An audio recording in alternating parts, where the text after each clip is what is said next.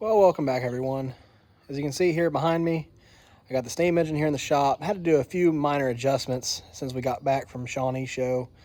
Everything went good, just the weather was kind of iffy on Friday, so the crowd really didn't start showing up until about Friday afternoon. But Saturday was perfect weather, great crowd. Very pleased with how the show turned out.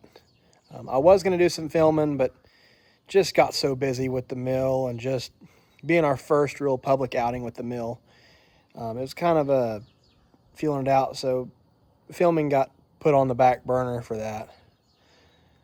But you already know we're going to be thrashing with the steam engine here coming up this weekend here at the home place. And I figured maybe I'd give you a little bit of a tour of the other equipment we're going to be using for this weekend. First, real quick, I figured I'd show you what kind of adjustments I had to make.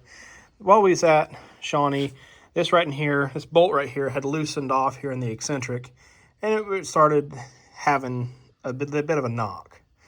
But I was able to tighten it up just a smidgen, took all the play back out of it, and everything is good as new.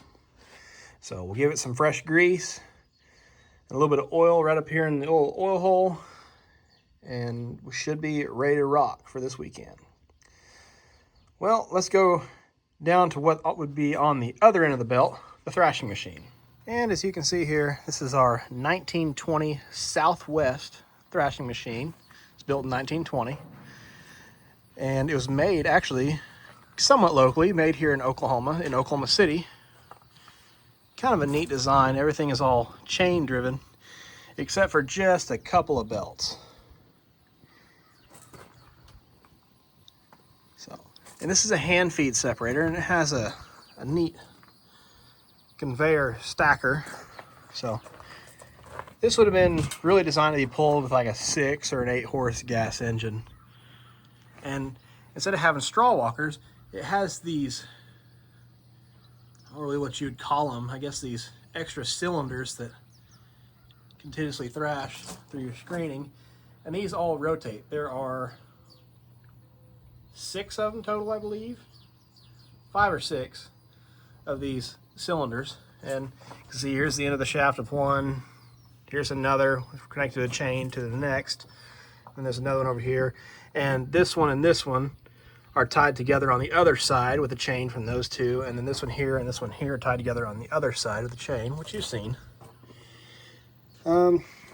Return elevator run by a belt, and the main fan run by a belt, and then belt back here to the stacker. And this is a hand feed separator. Let me hop up here and kind of show you the cylinder. You see, you can get the belt here out of the way. And this right here is basically what the thrasherman would see. Usually to have 1 or 2 people kind of handing him bundles and setting them up here. He'd have a knife, he'd cut the twine, and then he would hand feed the bundles here into this rotating cylinder. Now he had to be pretty careful. He couldn't stick his hands too far in there or else the machine would eat it. And there you can see. So that thing will be spinning. And then your return elevator is right here. So you can your thrashman kind of sees everything right here. We have everything under cover right now. As you can see right here behind me is the mill under the tarp, which I've been kind of waiting for the weather to pass so we can, and the steam engine, get it out of the shop and back in the barn, so maybe we can get the mill inside the shop, get it split back open, get it cleaned out, get it kind of, I guess, winterized till our next event. And so it's kind of out here under a tarp, and I think today being Wednesday, over the last 48 hours, I think we've had roughly 5 inches, 5 to 6, somewhere between 5 and 6 inches of rain. So, and it's just been heavy downpours. They switched the camera around here.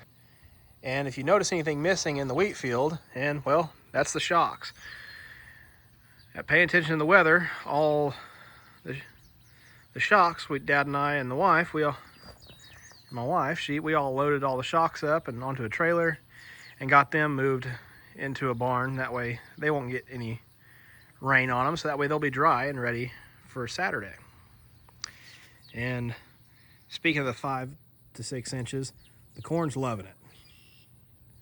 I mean, absolutely loving it. I'll take a stroll out there and let's go take a look at the corn.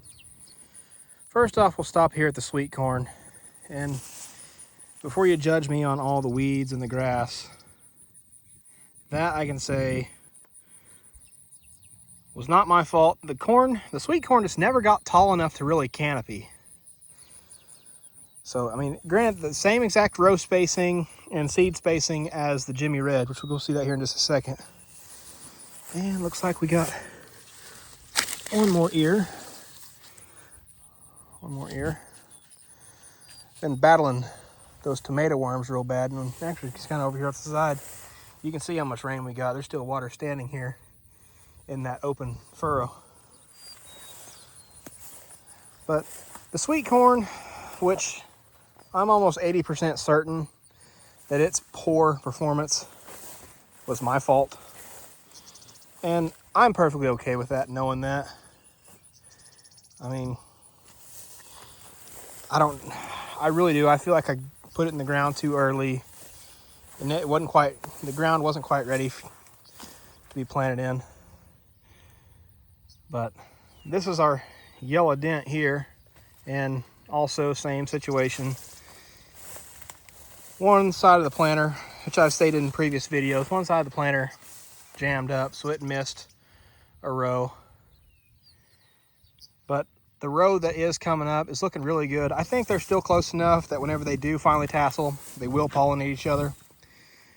And looks like some of them, actually looks like there's a tassel right out there. It's actually fixing to start. So looks like it's only going to get to be about 5, maybe 6 feet tall.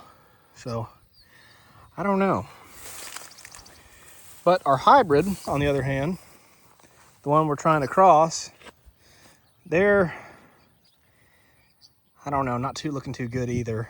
But I don't know, this was kind of an experimental year. So, and it's trial and error. You know, we're rookie farmers and have a lot to learn and have learned a lot already. So, can only do better next year. But we're gonna make do with what we got and continue on. We're gonna kind of step over here, and as you can see here, the Jimmy Red was able to canopy, and you can see on the ground here, there's still a lot of bare dirt. You know, just about every plant here, and we're kind of on the short end of the field here. This one here directly in front of me is probably about 8 feet tall. There you go. It's got 2 ears on it. One there, and then one right there. Pretty consistent, 2 ears for stalk. I think there's one I saw the other day that had 3. But we will mosey on up here to the tall end of the field and actually show you what kind of a jungle we're growing out in here. And the tall end of the field here is, I'd say, pushing somewhere between 11, 12 feet. I think we're coming up here by that one that has 3 ears. It's over here somewhere. But these right here, like that one right there, that one there is 11 foot probably. Like I can reach 7, and that's probably another 3 foot above my hand. But, I mean, look at the size of these ears. I mean, large ears. Tassels are finally starting to brown. This one over here is probably our good one right here. This one here's been the one I've looked at quite a bit. I can't even get my hand all the way around it. Like, it is one fat ear, and man, it's close to a foot long. Yeah, I'm extremely pleased with the way the corn is coming out. All the ears are looking great. I don't feel the worms in these like I did on the sweet corn. Like, we'll check this one right here.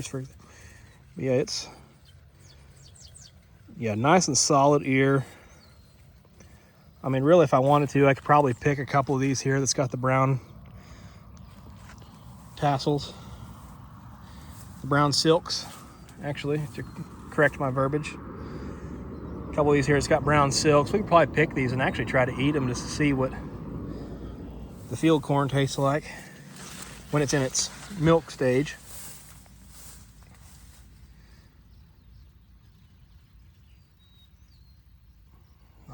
not seeing the one that had the 3 ears on it.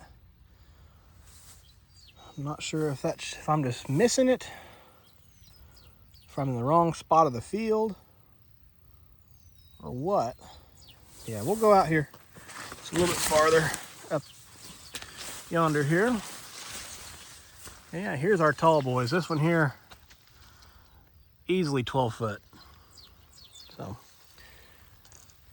you know, extremely pleased with the way the corn is. We got a couple of little short stalks, like this little guy here. Not sure if he just came up late.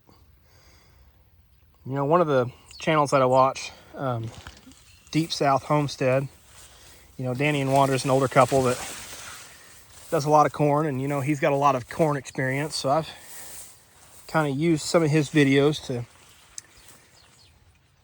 as research to do my corn, and just been extremely helpful with some of the videos he's put out. That and another channel that has kind of kept me motivated is Southern Maryland Dirt Farmer. You know, I'll try to link their channels down in the description down below. And just, you know, if you haven't checked them out, I encourage you to do so. You know, they seem to be really good people and kind of helped me out in my journey of doing corn and some of the wheat and just the antique equipment. Now, the only difference really between us and the Deep South Homestead is Danny likes to pour the fertilizer to it, and as you saw, if you've been keeping along, I don't. I haven't put any fertilizer down. More or less just year one, I really want to get a good baseline just to see what my soil's doing. I don't have the money to do all the pH tests and all that fancy stuff that really tells you what your soil needs, if I need to put this down or that down. You know, we're kind of shooting from the hip, just producing the best crop we can with what little we can input. So, you know, without several of these channels that I've kind of, and there's more than that. Those are just the two off the top of my head that's really helped me in my journey so far of just being just a rookie, not even quite amateur yet. I mean, because I'd have to know somewhat what I'm doing to be an amateur, but I guess that's about it for me rambling. You know, I do encourage y'all, if you haven't subscribed yet, please go ahead and do so. That helps me out, it helps me grow the channel, get to show you a little bit of what I'm just falling in love with doing, you know. So, as always, I'd like to thank y'all for watching. God bless each and every one of you, and we'll see y'all in the next one.